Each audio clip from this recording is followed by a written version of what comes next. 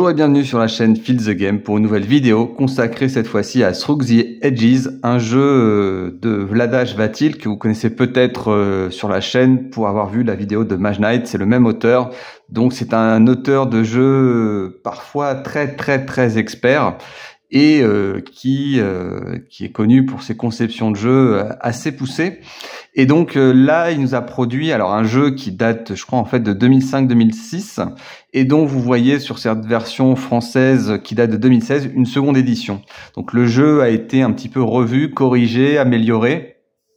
Donc des combats plus équilibrés, des cartes plus équilibrées, et surtout un travail de redesign, de dessin qui a été nettement amélioré pour nous produire ce jeu qui nous vient sous un format un petit peu atypique, qui est un peu plus en largeur, et qui tout de suite annonce un peu la couleur, avec un jeu de 14+, pas de mode solo, un jeu de 2 à 4, qui dure alors 2 heures peut-être à 2 joueurs, mais qui dure beaucoup plus longtemps, on le verra peut-être dans la critique du jeu, et donc qui va nous plonger, comme on le voit, dans un jeu de civilisation long, profond, puisqu'on va voyer de Jules César à Napoléon, en passant par avec jusqu'à Einstein. Donc qu'est-ce que peut nous apporter cet auteur qui s'est vraiment distingué sur un jeu culte comme Mage Knight, qui a fait d'autres petites pépites, Dungeon Lords. Alors oui, c'est peut-être pas dans le bon format. Voilà. Donc là, je vais vous présenter peut-être un petit peu le contenu de la boîte de manière plus simple sur le dos. Donc voilà, tout de suite on est appâté pour le jeu d'histoire. Alors c'est le jeu de civilisation. C'est là tout de suite on voit que c'est un jeu de cartes. C'est pas très étonnant au niveau de l'auteur. Donc on va être plus sur une espèce de frise où on va effectivement piocher des cartes, et avec ces cartes les jouer, et au fur et à mesure du jeu, les technologies vont s'améliorer, les leaders vont devenir de plus en plus contemporains. Là on voit Winston Churchill, là on voit Jules César, Gengis Khan, et donc des technologies d'amélioration. Et vous voyez là le côté un petit peu abstrait du jeu, on va dire, à travers des petits cubes, des petits cubes de couleurs différentes, des cartes de couleurs différentes. Alors tout ça semble un petit peu étrange dans un premier abord, mais vous allez voir que finalement, quand on passe un peu les règles, c'est un jeu d'une grande qualité. Donc là je reviens dans le truc, effectivement, et donc on va voir on va respecter un petit peu le triptyque que je fais dans ces vidéos là, c'est-à-dire d'abord explorer un peu le contenu du jeu, que je vous donne quelques notions de gameplay. Je vais jamais trop dans la profondeur des règles, parce que sinon ça ferait des vidéos beaucoup trop longues. Et enfin, je vous donnerai un petit peu mon opinion sur le jeu. Voilà, écoutez, on va commencer tout de suite par le contenu. Donc le contenu avec des règles, évidemment. Ces règles-là, la question c'est souvent quelle taille. Alors tout de suite, c'est dans un format assez petit au niveau de la taille, mais les règles sont pas forcément très lourdes. Alors ils vous ont prévu je dirais un petit livre d'introduction, un peu comme on a aussi dans Mage Knight, c'est-à-dire comment mettre en place le jeu, comment sortir un petit peu les règles, et comment débuter vos premiers tours. Et voilà, avec une phase très didactique. Alors moi, pour le coup, j'ai pas eu à lire les règles, donc je peux pas trop vous les commenter sur la lecture, dans le sens où on m'a expliqué les règles. Alors pour la petite anecdote, ce jeu-là aussi existe en application, et aussi sur BGA. Donc sur BGA, l'avantage c'est que c'est gratuit. En application, ça vaut une dizaine d'euros. J'ai les deux, bien évidemment. Et effectivement, le design de l'application, alors ça date déjà depuis plusieurs années. Il est beaucoup plus joli. Donc voilà. Sur donc ce contenu de règles que finalement je n'ai pas lu, mais que j'ai pu parcourir en diagonale, on voit que c'est écrit petit. On reconnaît là encore, j'insiste là-dessus, mais la façon de présenter de Mage Knight. Alors je pense que c'est peut-être même pas, c'est pas, parce que là c'est un jeu de Yellow, et Mage Knight c'était intra-fin. Donc là on retrouve un peu le côté paragraphe. Donc moi je trouve à la relecture assez didactique, c'est-à-dire qu'en fait on lit et on apprend le jeu, et je pense que si on respecte bien la lecture, on peut comprendre le jeu relativement simplement. Maintenant voilà, ça reste un jeu expert, vous attendez pas à démarrer au bout de 5 minutes, il va falloir patiemment parcourir les règles, tenter une petite mise en place, quelques tours pour que ça rentre. Donc voilà, ça c'est le livre de règles. C'est sûr que dans vos premières parties, vous allez quand même revérifier certaines petites choses, mais voilà, c'est pas forcément très prégnant. Le jeu est relativement, comment dire, je dirais pas simple, mais les mécanismes finalement sont plutôt assez cohérents une fois qu'on les a acquis. Voilà. Donc sur le matériel, on a les règles, les plateaux de joueurs, 4 plateaux de joueurs, puis que ça va jusqu'à 4 joueurs. Donc pas d'automat, pas de mode solo, je le redis encore. Bon, après des couleurs de plateau un peu différentes, mais ça change pas grand-chose. Il n'y a pas de jetons où on va participer entre tous les joueurs. Juste à noter que c'est pas du format complètement carton souple, mais voilà, c'est du carton léger. Voilà, donc ça va. Après, les emplacements sont pas si importants que ça, quoique ici, oui, un peu plus. Donc, il faudra faire aussi attention, évidemment. Donc, bon, après, c'est pour des coûts de production. Alors, je crois que le jeu vaut dans les 70 € quand même. Bon, voilà. Après, on va dire que le jeu est bien léché. Ça, c'est 4 aides de jeu, donc ça c'est pratique d'avoir des aides de jeu avec glossaire et aussi voilà, explication sur une phase de tour. Donc voilà, maintenant c'est vrai que c'est un peu indispensable ce type d'aide de jeu. Je vois rarement des jeux qui n'en ont pas, et franchement ça devient presque choquant quand il y en a plus. Donc ça, c'est pour la frise des cartes que vous avez vu sur le dos des cartes. On y reviendra peut-être un petit peu plus tard quand j'expliquerai le gameplay. Là, c'est moins important, c'est pour les cartes événements et donc les forces militaires. Bon, forces militaires, c'est quand même un petit peu important. Ça, je me souviens plus à quoi ça sert, vu que j'ai plus tellement l'habitude de jouer avec ce... Voilà. Ici, vous avez les points d'innovation. Donc forcément, un jeu de civilisation, il y a forcément un mécanisme de jeu pour acquérir des nouvelles cartes de technologie. Voilà, donc pas mal de petites pistes. Voilà, donc ça, pareil. Donc ça, c'est plus, bon, là c'est encore plus simple. Hein, c'est sur les. Alors ils appellent ça des points de culture, mais concrètement, c'est des points de victoire. Donc voilà, ça c'est votre stock, et là éventuellement votre revenu en points de victoire. Voilà. Ensuite, vous voyez, finalement, une fois qu'on a retiré les plateaux de jeu, il y a plutôt. Alors déjà il y a un insert, hein, ça c'est toujours pratique, mais la boîte est relativement grande par rapport, je pense, finalement au contenu. Alors l'avantage c'est qu'on a des inserts, donc on peut ranger les cartes, c'est assez facile d'accès. Faut les mettre par période en plus. Donc ouais, le problème c'est que ce type d'insert, ils sont pas optimisés dans le sens où vous voyez, j'ai retourné un peu la boîte et paf, tout est parti quoi. Donc voilà, quelque chose peut-être finalement de plus simple en tas, avec une possibilité de bloquer les cartes, je sais pas trop comment, mais en remettant par exemple ça par-dessus, ça aurait pu être sympa. Donc voilà, avant d'explorer les cartes, je vais vous présenter le reste du matériel. Donc ça c'est pour les marqueurs, donc ça ce qui est sympa, c'est que c'est des petits marqueurs en bois colorés, plutôt mignons, voilà. Alors le côté, la page Vladaj Vatil, hein, que vous avez dans Dungeon Lords, des choses comme ça, avec des petits smileys, voilà. Ça, ce sont des cubes. Alors ces cubes-là, ça va représenter bien souvent soit des jetons d'action en rouge militaire, soit des populations avec le jaune. Ici en bleu, c'est le minerai, vous voyez. Donc c'est un peu simple. On retrouve un peu le côté terraforming Mars. Mais voilà, c'est un peu plus... Ouais, je trouve ça un petit peu... Enfin voilà. En tout cas, c'est ces petits marqueurs-là qui vont représenter vos populations, vos troupes, vos ressources, et qui vont être un petit peu polyvalents pour certaines actions. Voilà. Donc finalement, une boîte, voilà, plutôt légère, c'est pas un reproche. Un jeu relativement cher, mais j'ai envie de dire qu'après, le prix d'un jeu, c'est surtout en fonction du temps que vous y passez. Et effectivement, pour le coup, ça va être un jeu où on peut y passer beaucoup de temps. De toute façon, ce jeu-là, alors peut-être oui, j'en reviendrai plus ça, mais c'est un jeu qui est très long, hein, donc ça va entre 2 et 5 heures. J'en reparlerai peut-être sur mon avis sur le jeu, mais voilà, c'est un jeu très long. Voilà pour le contenu. Alors peut-être explorer les cartes. Alors je vais vous présenter peut-être les cartes de l'Antiquité, en sachant que ça marche sur 4 périodes, donc différents d'autres cartes. Donc des cartes ni trop petites ni trop grandes, je trouve, donc qui tiennent bien dans la main, qui vont pas prendre trop de place non plus, même si ça en prendra forcément. Mais voilà, pour les... alors là, comme ça, c'est un peu abscon, mais je reviendrai sur le gameplay. Mais voilà un peu sur les cartes. Donc ça, c'est forcément des cartes action.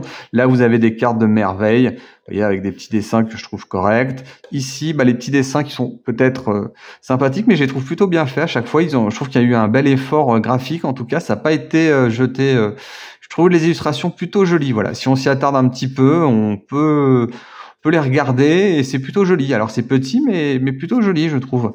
Après, oui, vous avez peut-être les photos parfois des leaders qui sont un peu plus approximatifs. Voilà, donc vous avez vos bâtiments. Voilà, je trouve ça plutôt... Voilà, c'est plutôt agréable. Les cartes sont assez épaisses, ça a pas l'air de prendre trop le frottement. Après, vous n'allez pas trop les mélanger, hein. De toute façon, vous allez juste les poser face à vous, hein, comme vous avez pu le voir dans la boîte de jeu. Alors, on va reparler ensuite maintenant du gameplay. Alors, je vais vous poser un petit peu tout ça pour que vous vous rendiez un peu compte de la taille. Alors, hop, ici, c'est un plateau forcément pour poser ces points de victoire. Alors, vous voyez, c'est presque inutilement grand à mon sens. Pareil ici, là, c'est pas les points de victoire, c'est les points de technologie qui vont permettre d'acquérir de la technologie. Donc, le stock, le flux avec des augmentations par tour. Ici, votre piste de valeur militaire. Donc, vous voyez, les pistes sont relativement grandes.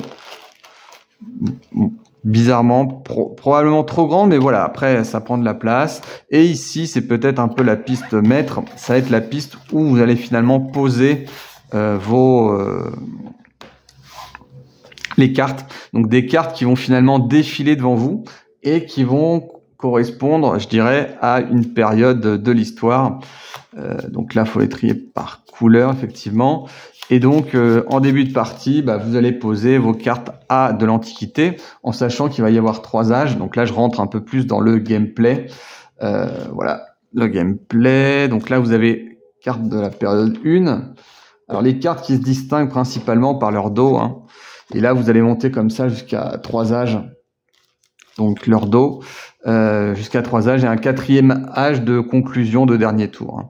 Voilà, donc le début justement, vous avez un âge qui est un peu un prologue qui est l'Antiquité et là vous rentrez un peu dans le cœur du jeu avec l'âge 1, 2, 3, hein. Donc là encore, hein, c'est un jeu qui est relativement long, qui est long, il n'y a pas de relativisme. Voilà, donc le jeu démarre comment finalement? Vous posez vos cartes sur la piste. Et donc, tout le monde va les poser. Le premier joueur aura moins de possibilités de prendre de cartes. Le deuxième joueur, qui sera un peu moins servi, aura la possibilité de prendre un peu plus de cartes. Donc, en gros, schématiquement, ce jeu-là va marcher par... Alors, je vais reprendre un plateau de jeu plus exactement. Donc, le premier tour est un peu exceptionnel, c'est un prologue. Donc, le premier joueur prend une carte, le deuxième en prend éventuellement une ou deux, et le troisième une, deux, trois, ça dépend ce qui reste sur le marché. Voilà. Et le principe du jeu, justement, c'est qu'en fait, vous avez des points d'action, et ces points d'action vont dépendre de votre civilisation, de votre degré de niveau de civilisation. Donc, on commence tous dans le despotisme.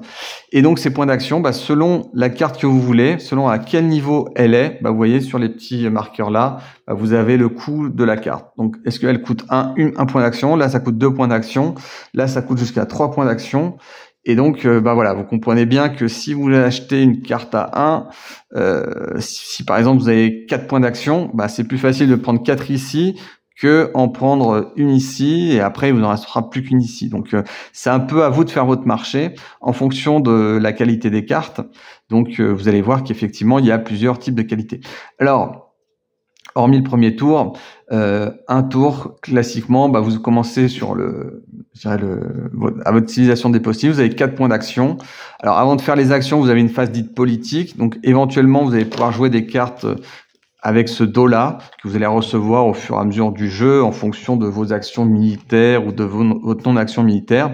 qui vont vous permettre de jouer des cartes événements. Mais le petit twist du jeu, c'est que ces cartes événements, surtout en début de jeu, vous les programmez pour plus tard. Alors quand je dis programmer, c'est-à-dire que vous allez les poser dans un paquet de cartes et elles vont intervenir ultérieurement. Et donc, faudra se rappeler que vous avez posé cette carte en événement.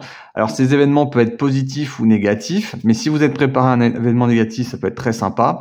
Si c'est un événement positif, vous savez qu'il allait arriver. Par exemple, ici, vous avez un événement que vous allez jouer et vous savez que dans quelques tours, il va y avoir la peste. Et donc chaque civilisation va perdre une population. Donc ça peut être intéressant de mettre des petites crasses aux adversaires grâce à ça. Inversement, là vous avez les deux civilisations les plus faibles perdent chacune un total de ressources. Voilà, vous allez programmer des petites cartes d'action. Voilà. Au fur et à mesure du jeu, sur ces cartes politiques, vous allez pouvoir faire des conflits qui vont vous coûter des actions militaires, donc les actions rouges, et vous allez pouvoir agresser un autre joueur. Et si vous êtes plus fort que lui militairement, lui faire perdre des ressources et vous-même éventuellement en gagner. Voilà, c'est des actions de pillage.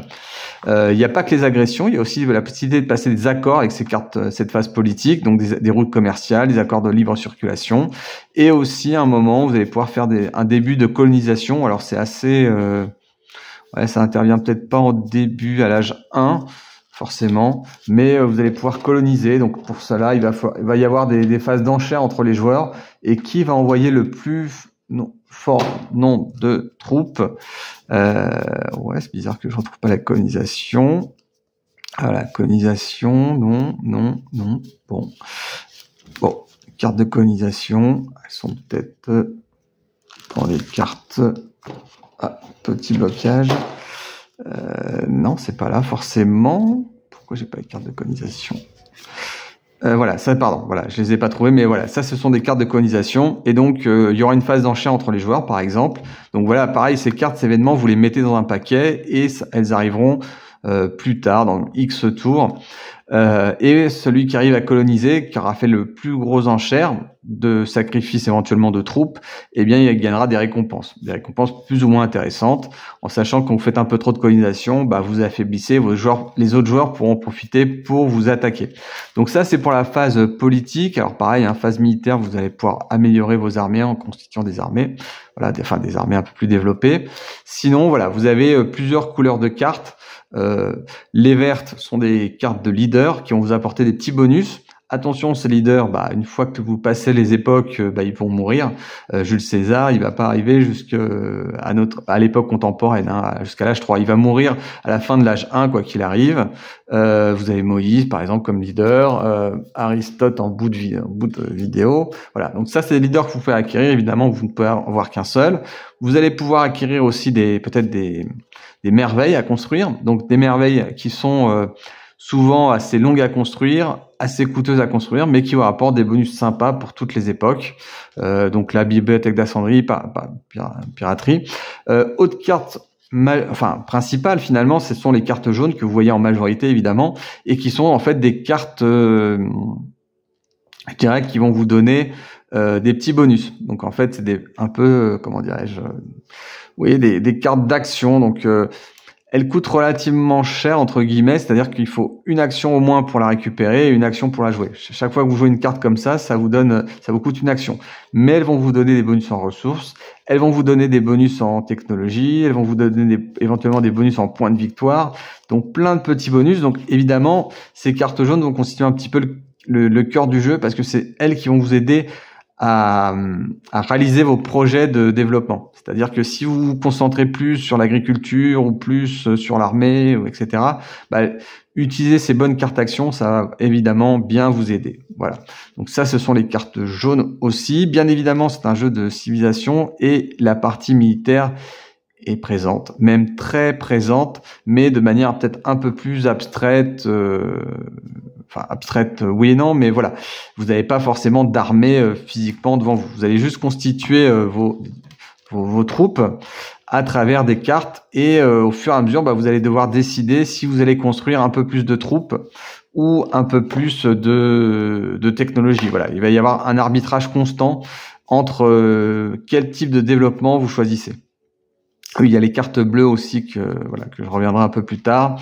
Donc voilà pour pour les cartes un petit peu, pour vous expliquer un petit peu les couleurs. Voilà, donc là en début de jeu, de toute façon, vous commencez avec ce type de plateau qui correspond en fait à des cartes par défaut. Donc en fait, ça c'est une carte de combattant, ça ce sont des cartes d'usine ferme, voilà, des cartes marron, et ensuite des cartes de technologie que vous avez ici. Donc là, vous avez le laboratoire qui est la philosophie et la religion. Alors, pour essayer de vous l'expliquer de manière aussi réduite que possible, donc là, vous retrouvez votre despotisme, 4 actions blanches, donc 4 actions dites civiles, et là, 2 actions militaires. Donc, pour développer vos armées, il faudra utiliser des actions militaires. Et par contre, il faudra prendre des ressources de minerais, et chaque pion que vous mettez vous rapportera un point de force. Ici, agriculture bronze, là, vous allez devoir payer des ressources, et avec ces ressources-là, vous allez développer vos revenus d'agriculture. Ici, développer vos revenus de minerais. Donc, vous voyez, vous avez 2 ressources principales, mais pas vraiment. Mais il y en a d'autres encore, des ressources entre guillemets. Et donc, si vous améliorez vos usines, elles vont produire davantage de ressources correspondant, vos usines, agriculture ou ferme ou tout ça. Hein. Mais par contre, ça va vous prendre des ressources que vous ne mettrez donc pas forcément chez les guerriers ou dans les technologies un peu plus civiles qui sont importantes, très importantes. Ici, vous avez par exemple la philosophie qui vous rapportera un point d'innovation. Donc les points d'innovation, c'est très important parce que c'est celles qui vont vous permettre d'acheter des cartes, notamment d'innovation. Donc vous aviez les civilisations, là je vous avais présenté les cartes militaires. Donc celle-ci va coûter 6 points d'innovation. Vous en avez d'autres. Améliorer vos usines, par exemple de charbon, là ça va coûter 7 points d'innovation. Et c'est ce qui va vous permettre de produire beaucoup plus de minerais. Voyez. Et là, par exemple, ça va améliorer vos capacités de combat et de colonisation. Ça coûte 6 points d'innovation. Vous voyez, donc passer à la République, ça va coûter 13 points d'innovation, par exemple. Donc voilà, développer ces pistes, ces technologies, ces pistes-là, c'est très important parce que ça va vous permettre, vous voyez, l'effet boule de neige. Plus j'ai de points d'innovation, plus je peux acquérir des technologies, plus j'acquiers des technologies, plus je suis efficace, etc., etc. Ici, là encore, là vous allez retrouver peut-être un facteur un peu contraignant qui est donc la religion, donc qui coûte ce qu'elle coûte, mais par contre qui va vous apporter avec ce symbole-là des points de culture, donc des points de victoire, et aussi des smileys. Alors les smileys, en fait, c'est très important.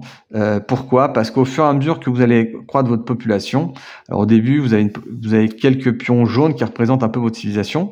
Vous allez pouvoir dépenser des points de nourriture pour acquérir de nouvelles populations. Sauf que plus vous allez acquérir de population, plus elles vont vous coûter en ressources chaque tour. Donc en fait, il y a un effet dégressif. Plus je construis de population, plus j'ai un coût fixe pour maintenir ces populations. Et enfin, si vous n'avez pas assez de smileys, vous avez des fortes populations et vous n'avez pas cumulé assez de smileys, vous allez avoir des mécontentements dans votre civilisation. Et ça peut vous conduire à des choses qui sont très négatives. Donc voilà, vous êtes obligé de plus vous construisez de troupes, de population, plus il va falloir que vous ayez des smileys, plus vous avez de population, plus vous allez pouvoir construire soit des guerriers, soit les mettre dans l'agriculture, soit les mettre dans le bon, soit les mettre dans la philosophie. Donc vous allez avoir besoin de plus en plus de population. Il va falloir arbitrer constamment entre est-ce que je développe mon armée, est-ce que je développe par exemple ma philosophie pour commencer, pour gagner de l'innovation, ou je développe les minerais qui me permettent de construire un peu tout. Donc vous allez être constamment pris dans ce jeu-là par des choix cornéliens, vous allez tout le temps être en manque de ressources, et donc il va falloir un petit peu piloter ça de manière de plus en plus fine pour essayer d'être cohérent, d'être homogène et pas faire trop d'impasses. Voilà, sachant que s'il y en a qui progressent beaucoup trop dans les guerriers, vous risquez d'avoir des problèmes si vous êtes trop faible. Si vous développez assez votre agriculture, vous n'allez pas avoir assez de population et donc vous allez avoir à un moment un manque de main d'œuvre pour justement développer tout, quoi. Si vous n'avez pas assez de bronze, vous n'allez pas avoir assez de ressources pour pouvoir développer toutes ces cartes qui ont des coûts fixes. Si vous n'avez pas assez de philosophie, vous n'allez pas avoir assez d'innovation pour justement améliorer vos usines, améliorer vos fermes, améliorer même vos troupes de guerriers pour les faire passer par exemple de guerriers à fusiliers, vous voyez, quelque chose de plus efficace, puisqu'il vous rapporte 3 points de force par unité de population qui est dessus. Donc voilà, c'est un jeu où il y a une tension perpétuelle pour se développer. Bon, je vous laisse le petit twist de côté pour les ressources, mais en gros, il y a un petit twist, en gros, dans le sens où si vous dépensez pas assez de ressources, vous allez en perdre. Voilà. Bon, c'est un peu plus mécanique, un peu moins fluff, mais voilà, c'est aussi intéressant. Voilà pour les grands axes du gameplay. Alors c'est un peu abstrait hein, tant qu'on n'y a pas joué, mais c'est un jeu qui fonctionne très bien. Alors, je vais vous donner peut-être un petit peu mon avis et peut-être des détails plus que je peux vous donner sur ce jeu-là. Alors, première chose, c'est que c'est vraiment un jeu expert et donc c'est un jeu qui va nécessiter quand même pas mal d'attention sur la première explication de règles. Comme beaucoup de jeux experts, il y a quand même une grosse prime aux joueurs qui connaissent le jeu. Moi, pour avoir fait quelques parties avec des joueurs qui connaissaient bien le jeu, c'est impossible de les battre et c'est presque difficile parce que finalement vous vous retrouvez dans des impasses de technologie, des impasses de production, vous avancez quasiment plus alors que eux progressent très facilement. Donc voilà. Attention aux écarts de niveau de jeu entre joueurs. Maintenant, si vous êtes plus ou moins du niveau, vous allez voir, c'est très sympa. Ce qu'il y a de bien dans ce jeu-là, c'est qu'en fait, à chaque partie, vous allez découvrir des nouvelles façons d'optimiser vos troupes, des nouvelles façons de jouer les cartes, parce que vous allez avoir quand même une grande variété de leaders. Chacun de ces leaders va vous apporter un petit peu des choses différentes dans votre façon de produire. Vous allez peut-être développer un peu plus la religion, parce que vous trouvez ça que c'est sympa. Vous allez peut-être développer plus vos fermes, parce que vous trouvez que c'est peut-être le cœur du jeu. Mais il n'y a pas, ce jeu, il est relativement vieux, hein, il a presque une vingtaine d'années, donc le jeu a été beaucoup testé, et donc vous avez un jeu qui est très fin, et donc il n'y a pas de stratégie ultime. Les premières parties, vous allez pouvoir peut-être penser que l'armée, il y a que ça de vrai, mais en fait pas vraiment. Oui, faut pas être naïf, faut pas vous démunir, civis pacem parabellum, mais vous n'avez pas besoin d'être leader pendant toute la partie en armée pour gagner le jeu. Vous pouvez naviguer dans des eaux intermédiaires, voire faibles, et développer d'autres technologies assez intéressantes. Et de toute façon, quand vous jouez contre des joueurs très bons, ils vont vraiment, vous avez l'impression qu'ils avancent pas du tout, mais en fait, ils sont en train de créer leur moteur. Parce que finalement, c'est un jeu qui a un moteur de ressources, un moteur d'innovation, puis à un moment, vers la fin de jeu, peut-être un peu plus un moteur de points de victoire. En sachant que vous allez avoir de plus en plus de cartes vers la fin de jeu qui vont vous rapporter des points de victoire. Vous allez avoir un effet aussi assez exponentiel sur la force des troupes. Donc à un moment, il peut aussi y avoir des décalages sur les armées. Si vous n'êtes pas vigilant, quelqu'un peut vraiment développer des super technologies militaires et commencer à vous éclater chaque tour. Là encore, si vous êtes débutant, oui, ça va complètement faire dévisser votre production. Si vous n'êtes pas débutant, vous allez peut-être pouvoir un petit peu pondérer le truc et peut-être continuer à progresser sur certaines choses. Mais voilà, il y a une grande richesse de jeu, une grande richesse par exemple sur ne serait-ce que les merveilles. Vous n'allez pas en produire énormément, des merveilles bien évidemment, mais celles-ci vont vous donner un petit boost dans votre moteur. Donc voilà, un grand jeu fondamentalement à moteur, un jeu qui va vous faire des choix parce que vous allez voir sur des pistes des cartes qui vont plus ou moins vous intéresser, qui auront des coûts plus ou moins élevés. Vous vous dites voilà, comment j'arbitre? Est-ce que je prends 3 cartes de niveau 1 parce que je les paye là, ou est-ce que j'en prends une de niveau 2 et 1 qui sont intéressantes, ou est-ce que tout de suite je prends cette carte de niveau 3? Alors après, là encore, ça dépend du nombre de joueurs. Ce nombre de joueurs, soit vous jouez à 2 et dans ce cas-là, il y a un effet un petit peu plus je prends les cartes à l'autre pour éviter qu'il l'ait parce que ça pourrait trop l'aider. C'est un peu plus interactif. À partir de 3 ou 4, vous allez plus vous concentrer sur votre jeu pour le faire développer. Voilà. Sur les autres qualités du jeu, c'est enfin, j'ai envie de dire, un jeu de civilisation où vous sentez que vous allez progresser en technologie, Alors, là encore, je dirais peut-être dans les défauts, c'est que finalement, il est peut-être un petit peu abstrait vu que ça reste un jeu de cartes. Vous allez poser un peu vos cartes, vous n'allez pas avoir, je dirais, un plateau de jeu central où votre territoire va agrandir. C'est d'autres jeux qui sont comme ça, généralement dans les jeux de civilisation, où votre armée va grandir et vous voyez sur le plateau central des frontières, des choses comme ça. Là, ça va être beaucoup plus abstrait. Donc, vos colonies, vous n'allez pas vraiment les voir, si ce n'est que sur une carte. Pareil, toutes ces innovations, c'est vraiment des cartes. Alors voilà, bon, après dans la plupart des jeux de civilisation aussi, les technologies sont représentées par des cartes ou par des pistes, mais voilà, c'est un peu plus abstrait faute de plateau central. Un autre problème ou avantage du jeu pour certains, mais c'est le propre des jeux experts, c'est que c'est un jeu qui est très long. Si vous êtes deux, je pense que c'est 2 heures. Comptez au minimum 3 heures à 3, ça devient de plus en plus long au fur et à mesure du monde que enfin au fur et à mesure du nombre de joueurs. Peut-être alors à 4 aussi, voilà, le jeu devient quand même presque interminable. Normalement, en termes de tempo de jeu, quand vous jouez, c'est relativement rapide, surtout au début. Vous n'avez pas énormément de choix, vous allez voir un petit peu ce que c'est. Les derniers tours, par contre, sont un peu plus critiques. Vous allez avoir de plus en plus de facteurs, de plus en plus de choses à faire éventuellement, à combiner, puis qu'en fur et à mesure de votre évolution technologique, vous allez avoir évidemment de plus en plus de points d'action, hein, vous voyez. Au début, vous commencez avec le despotisme, avec 4 actions civiles et 2 actions militaires. Vous voyez bien que, alors je vais essayer de retrouver une carte, mais c'est pas ce paquet-là, c'est des cartes comme ça. Oui, peut-être, je sais pas s'il y en a déjà dans l'âge 1, je crois pas. C'est plutôt dans l'âge 2. Voilà, vous allez développer, voilà. Vous l'avez montré tout à l'heure en plus. Par exemple, la République, vous voyez, vous allez avoir 7 actions civiles. Bon, seulement 2 actions militaires, hein, mais vous voyez que vous passez de 4 à 3, il y a quand même beaucoup plus de choses à faire et à penser pour vous développer, hein. Donc, pareil, hein, les coûts vont être de plus en plus élevés pour construire les fermes, les innovations. Donc, de plus en plus de choses. Donc, tout ça pour dire que voilà, la combinaison que vous faites, le jeu peut être relativement long, surtout s'il y a des joueurs qui aiment bien réfléchir.